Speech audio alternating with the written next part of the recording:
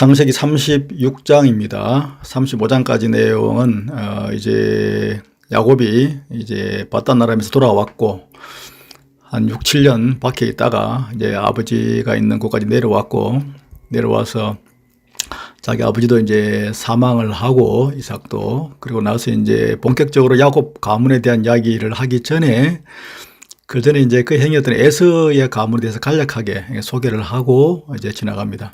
그 내용이 36장이 되겠습니다. 내용이 좀 복잡하긴 한데 이 내용을 보면 현재 에서가 나라를 이루었던 에돔 나라는 요 밑입니다. 이게 사해바다 바로 밑에 요 부분을 내서 나라를 이루었고, 이 전체가 다 세일 산지라고도 불렀고 아라바 광야라고도 불렀고 다 유사한 지역들을 가리키는 말입니다. 모압 족속, 암몬 족속이 가던 땅이고, 왼쪽 여기가 이제 이스라엘의 그 가나안 땅이고, 헤브론은 이 정도 지금 되어지고 있고, 야곱은 여기 살고 있었고, 이제 에돔 여기서 지금 자기 형 에서가 나라를 이루었다는 것인데, 이 나라를 이룬 이 부분에 대한 내용이 뭐 복잡하게 나오지만, 에서에게도 하나님께서 12지파를 이루도록, 12부족을 이루도록 그렇게 하셨죠.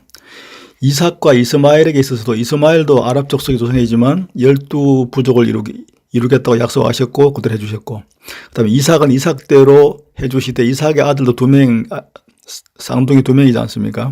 야곱은 야곱대로 이스라엘 이제 정규 지파로 12지파를 이루고, 에서는 에서대로 또 12아들을 낳아서 아들로 치면 12아들이 훨씬 넘죠. 그 12부족을 이루었다.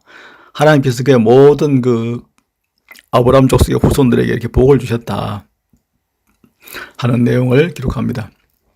1장부터 19장까지 내용은 요 부분인데, 이제 에서에게 아내가 여러 명 있었는데 그 아내 중에서 아다하고 올리바마하고 바스맛 3명의 아내로부터 12그의 부족들이 나왔다는 것인데, 아다에게는 특별히 이제 엘리바스라고 하는 아들이 있었고, 이 엘리바스라는 아들로부터 대만, 오말, 스보, 가담, 그나스 5명의 아들이 또 태어났으니까 예수로 보면 손자들이죠.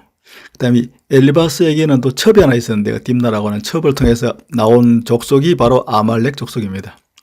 대대로 이스라엘을 대적했던 아말렉 족속이 여기서 에서의 후손들인 거죠. 그렇게 해서 모두 이제 6 그런 부족이 이렇게 이루어졌고, 아다를 통해서는 그의 이제 손자들이죠. 그 다음에 이제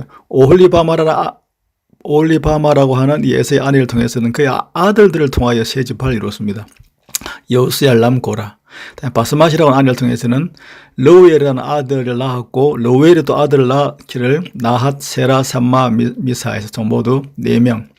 다 합하면 모두 13명이죠. 하나, 둘, 셋, 넷, 다섯, 여섯, 일곱, 여덟, 아홉, 열, 11, 12, 13명인데 13명 가운데 이 고라를 여기서 제외시키기도 합니다. 그래서 12명으로 이렇게 맞추기도 합니다.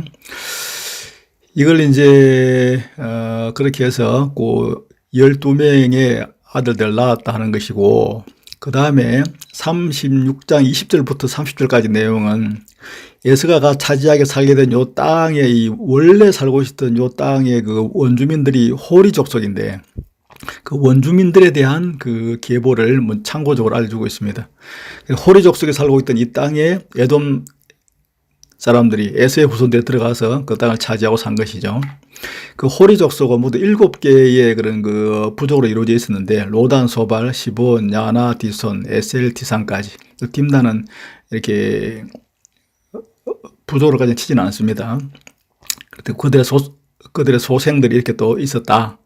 이거는 이제 그 원주민들에 대한 이야기고, 그 다음에 이제 31절부터 39절까지 나오는 에돔의 왕들에 대한 이야기는 그렇게 이제 12부족을 이루어서 그게 살면서 이스라엘처럼 이렇게 각 부족별로 각 지파를 이루어서 이렇게 살아갔기보다는 한 명의 왕들이 바로 등장을 했습니다. 에돔에서는.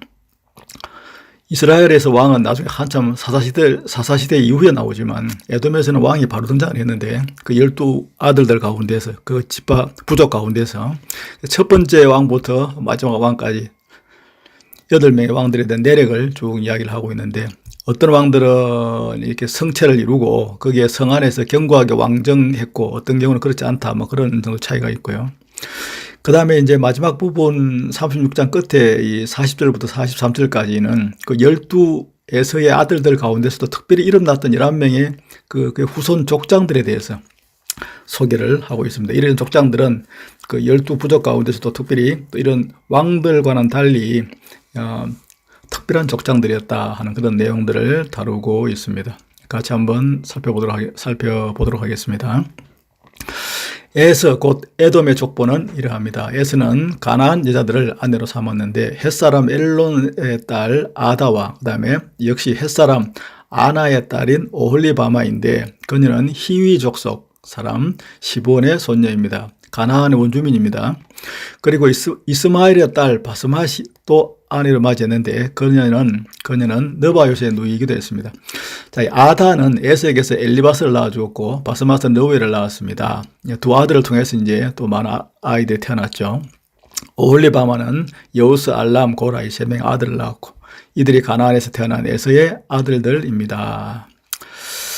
에서는 자기 아내들과 자기 아들, 딸들과 자기 집에 속한 모든 사람들과 가축들과 짐승들과 자기가 가나안 땅에서 얻은 모든 소유들을 가지고 자기 동생 야곱에게서 멀리 떨어진 땅, 에서 땅으로 완전히 이주를 했습니다. 그들이 가진 것이 너무 많아서 함께 지낼 수가 없었습니다. 아브라함과 롯처럼 서로 가진 게 많으니까 또 같이 지낼 수도 없고 또 그 땅은 야곱에게 주어진 땅이기 때문에 에서는 알아서 자발적으로 떠났죠. 그들이 가진 가축들이 너무 많아서 그들이 살던 땅은 너무 비좁았습니다. 에서 곧 에돔은 세일산에 정착했습니다. 세일 산간 지방에 사는 에돔 조상 에서의 족보는 이러합니다. 그래서 이제 12부족장들을 좀 더 구체적으로 이야기를 합니다. 에서의 아들들의 이름은 이러합니다. 에서의 아들 아다에서 태어난 아들 엘리바스, 아까 위에서 언급했죠. 에서의 아내 바스마스의 아들 러우엘입니다. 그 중에 엘리바스의 아들들은 5부족을 이루었는데 대만, 오말, 스보, 가담, 그나스입니다. 에서의 아들 엘리바스에게는 딥나라는 첩이 있었는데 그녀는 엘리바스와의 사이에서 아말렉을 낳았습니다. 이들은 에서의 아내 아다의 자손들입니다. 러우엘의 아들들은 나핫과 세라와 삼마와 미사입니다. 여기서 이제 러우엘에게서 4부족, 엘리바스에게 5부족, 모두 9부족이 이렇게 나왔습니다. 이들은 에서의 아내 바스마스의 자손들입니다. 시본의 손녀며 아나의 딸이자 에서의 아내인 오홀리바마의 아들들은 3부족을 이루었는데 이제 에서의 아들들로 이루어진 3부족, 약간 위에는 손자들로 이루어진 9부족이죠. 그래서 모두 12부족이 됩니다. 아들들 3명은 여우스, 얄람, 고라이고 오홀리바마가 에서에게서 낳은 아들들입니다. 에서 자손의 족장들은 다음과 같습니다. 한 번 더 정리하는 것입니다. 족장에 따라서 에서의 맏아들 엘리바스의 아들들은 대만 족장, 오말 족장, 서보 족장, 그나스 족장, 고라, 가담, 아말렉 족장입니다. 이들은 에돔 땅의 엘리바스 자손인 족장들로서 아다의 자손들입니다. 에서의 아들 러우엘의 아들들은 나핫 족장, 세라 족장, 삼마 족장, 미사 족장입니다. 이들은 에돔 땅 러우엘의 자손인 족장들로서 에서의 아내 바스마스의 자손들입니다. 에서의 아내 오홀리바마의 아들들은 여우스, 얄람 족장, 위에서 언급된 사람들이죠. 이들은 아나의 딸이며 에서의 아내인 오홀리바마의 자손인 족장들입니다. 이들은 에서 곧 에돔의 아들들로서 족장이 된 사람들이었습니다. 에서 가문에 대한 이야기였고요. 20절부터는 그 땅에 원래 살고 있었던 원주민들에 대한 이야기입니다. 특별히 중요하지는 않은 것 같습니다. 그 땅의 원주민인 호리 족속이라고 불렀는데 원주민들을 곧 세일에 살던 그 사람들은 모두 7부족을 이루고 있었는데 로단, 소발, 시본, 아나, 디손, 에셀, 디산입니다. 에돔 땅의 세일의 자손들 곧 호리 족속의 족장들입니다. 로단의 아들은 호리와 헤맘이며 딥나는 로단의 누이입니다. 소발의 아들은 알왕과 마나헷과 헤발과 스보와 오남입니다. 자손들 중에 족장을 이룬 사람들을 말합니다. 시본의 아들은 아야와 아나입니다. 아나는 광야에서 자기 아버지 시본의 나귀를 칠 때 온천을 발견하기도 했습니다. 아나의 자녀들은 디손과 오홀리바마입니다. 오홀리바마는 아나의 딸입니다. 디손의 아들은 햄단과 에스반과 이드란과 그란입니다. 에셀의 아들은 빌한과 사아완과 아간입니다. 디산의 아들은 우스와 아란입니다. 호리 족속의 족장들은 로단, 소발, 시본, 아나, 디손, 에셀, 디산 족장입니다. 이들이 세일 땅의 족속에 따라 호리 족속의 족장들이 된 사람들입니다. 31절부터는 이제 에서의 후손들의 나라인 에돔 왕국에서 8명의 왕들이 어떻게 이어졌는가를 소개합니다. 이스라엘 자손에게 왕이 있기도 한참 전에 에돔 땅에서 다스렸던 왕들은 이러합니다. 보올의 아들 벨라가 에돔에서 왕이 되었는데 그의 도성의 이름은 딘하바입니다. 그는 도성을 이루고 통치했다는 거죠. 강력한 그 왕권을 행사했을 것으로 볼 수 있습니다. 그가 죽고 나서 두 번째는 보스라 출신인 세라의 아들 요밥이 왕위를 계승했습니다. 요밥이 죽고 나서는 대만 사람들이 땅에서 온 후삼이 왕위를 계승했습니다. 후삼이 죽고 나서는 버닷의 아들 하닷이 왕위를 계승했는데 그는 모압 지방의 미디안 족속을 무찌른 사람들이었습니다. 그의 도성의 이름은 아윗이었습니다. 이 하닷도 이제 그 도성을 갖다 지어가지고 강력한 통치를 했다는 것이고, 하닷이 죽고 마스레가 출신인 삼나가 왕위를 계승했는데 그 삼나가 죽고 유프라테스 강가에 살던 르호보 출신의 사울이 왕위를 계승했습니다. 사울 왕하고는 동맹이인인 것은 당연하고요. 사울이 죽고 악볼의 아들 바알 하난이 왕위를 계승했습니다. 악볼의 아들 바알 하난이 죽고 하달이 왕위를 계승했습니다. 그의 도성의 이름은 바우였습니다. 하달도 역시 도성을 건축하고 통치했다는 말이죠. 하달의 아내 이름은 머헤다벨인데 메사합의 손녀이며 마드렛의 딸입니다. 그리고 에스 자손의 부족장들을 이제 세습한 그 이후에 유명한 족장들의 명단과 그들의 관할 지역을 쭉 언급하면서 마무리합니다. 족속과 사는 곳과 이름에 따른 에스 자손의 족장들은 이러합니다. 딥나 족장, 알라 족장, 예뎃 족장, 올리바마 족장, 옐라 족장, 비논 족장, 그나스 족장, 대만 닙살 족장과 막디엘 아람 족장입니다. 이들은 자신들이 소유한 땅, 곧 사는 곳에 따라 나열한 에돔의 족장들이고 에돔 족속의 조상은 에스입니다. 그래서 이제 에스 가문을 정리를 하고 37장에서 드디어 이제 야곱의 가문 가운데 특별히 요셉의 이야기를 이제 시작합니다. 12아들 가운데 요셉은 특별히 이제 그 자기 아버지의 총애를 받고 있었기 때문에 요셉과 베냐민이 이제 라헬의 소생이라서 특별한 총애를 받고 있었는데, 그때 베냐민은 아직 어렸고 요셉은 조금 이제 미성년자를 훨씬 조금 넘어설 정도 나이가 들었는데, 그래서 요셉을 특별히 아버지가 라헬을 사랑하는 마음으로 사랑하다가 다른 아들들에게 미움을 받게 했죠.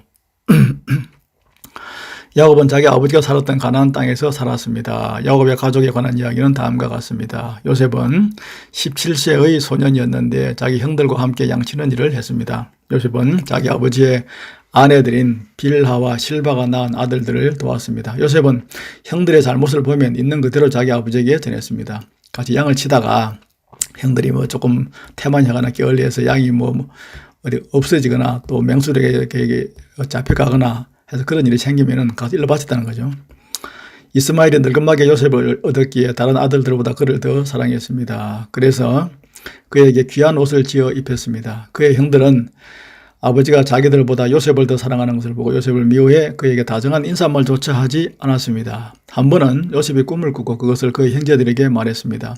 그 때문에 그들은 요셉을 더 미워했습니다. 요셉은 그들에게 말하기를, 제가 꾼 꿈 이야기를 한번 들어보세요. 우리가 밭 가운데서 곡식단을 묶고 있었어요. 그런데 제가 묶은 단이 일어나 똑바로 섰어요. 그러자 형님들의 단이 제 단을 둘러서서 절을 하는 것이었어요.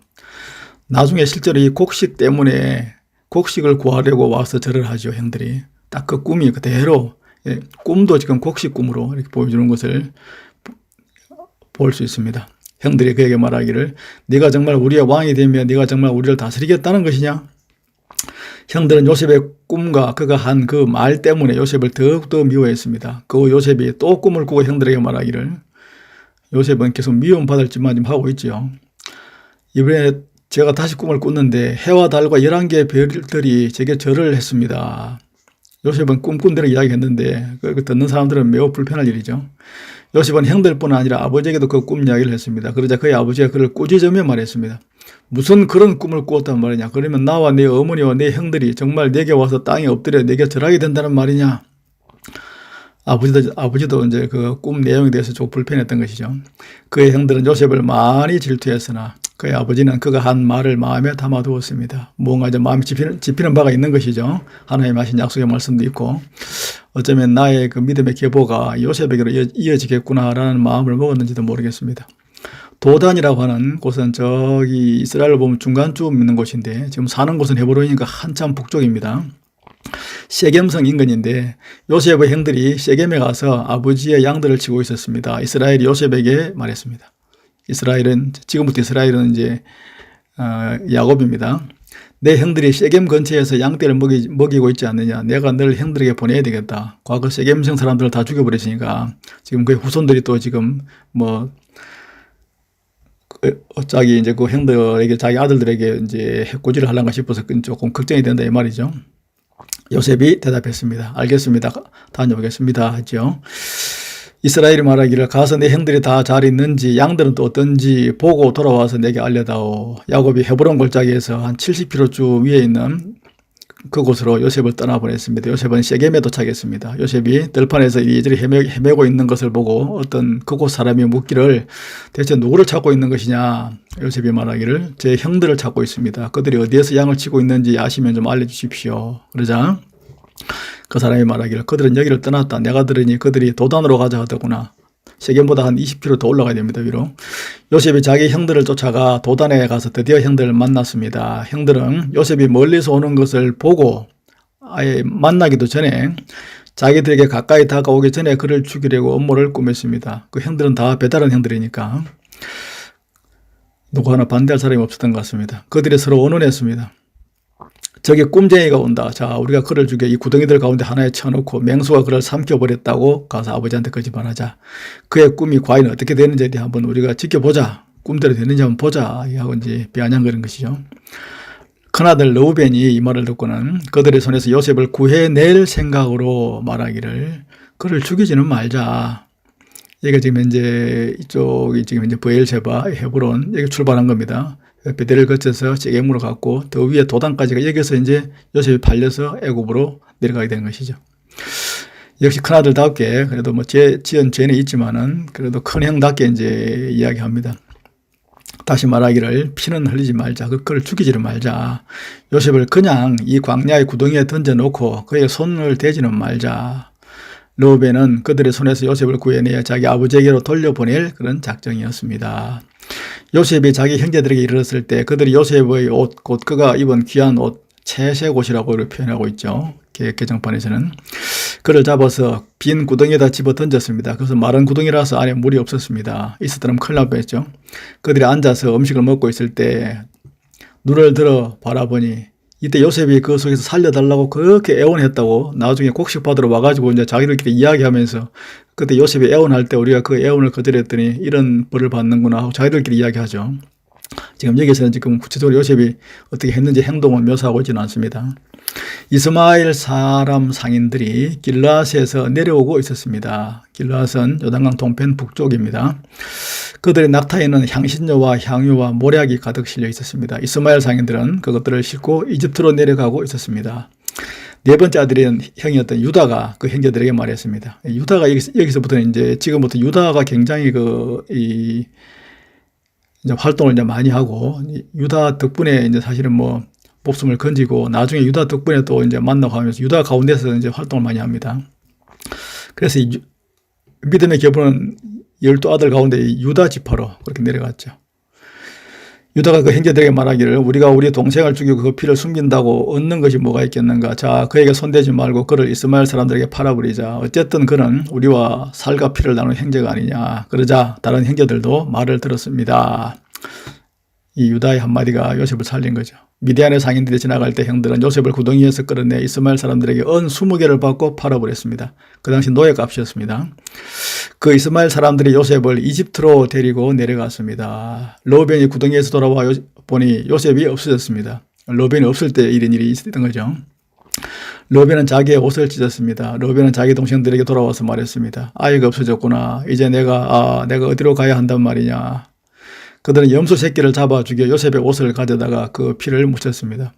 창세기 27장 16절에 의하면 야곱이 자기 아버지 이삭을 속일 때 염소 새끼의 그 털 가죽을 손에다가 이렇게 감아가지고 들어갔죠. 그 염소 새끼의 가죽을 이제 가지고 와서 자기들에게 자식들이 그대로 이렇게 다시 지금 속이는 것을 볼 수 있습니다. 요셉의 옷에다가 염소 새끼를 죽이기 위해서 그 피를 묻혔으니까 형들은 요셉의 옷을 아버지에게 갖고 와서 말했습니다. 우리가 이것을 들판에서 발견했는데 이것이 아버지 아들의 옷인지 살펴보십시오. 참 말도 참 냉정하게 하죠. 우리의 형제 요셉의 옷인지 아닌지 한번 살펴보십시오. 그래야 되는데 아버지의 아들의 옷인지 살펴보라고. 얼마나 그 요셉을 미워했으면 이렇게 표현했겠습니까? 야곱이 그 옷을 알아보고 말했습니다. 이것은 내 아들의 옷이다. 맹수가 그를 잡아먹었구나. 요셉이 틀림없이 갈기갈기 찢겼겠구나. 야곱이 자기 옷을 찢고 베옷을 입고 여러 날 동안 그 아들을 위해서 슬피 울었습니다. 그의 아들, 딸들이 다 와서 그를 위로하려고 했지만 그는 위로받기를 거절하며 말했습니다. 아들, 딸들이라고 하는 거 봐서 지금까지 디나 하나밖에 없었는데 그 이후에 가나안 땅에 들어와서 조금 딸이 더 늘어난 것 같죠. 아니다. 내가 슬피 울며 내 아들을 만나러 음부로 내려갈 것이다. 구약에서는 죽은 사람들이 가는 곳은 무조건 다 음부라고 하는 이 표현으로 썼습니다. 죽은 자들이 가는 곳. 천국과 지옥이라는 이런 분명한 개념이 신약만큼 명확하지 않았습니다.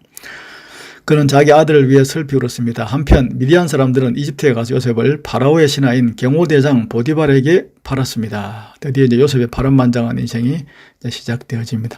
37장까지 읽었습니다.